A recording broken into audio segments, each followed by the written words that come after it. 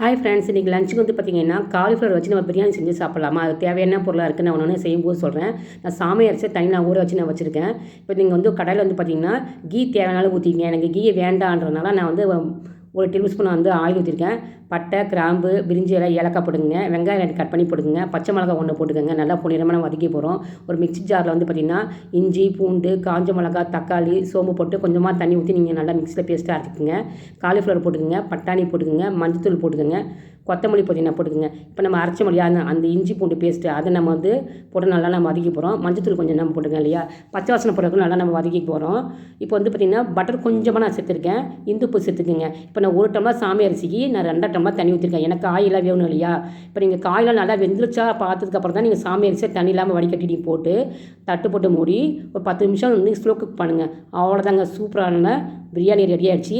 இந்த வீடியோ பிடிச்சதுன்னா சப்ஸ்கிரைப் பண்ணுங்கள், லைக் பண்ணுங்கள்.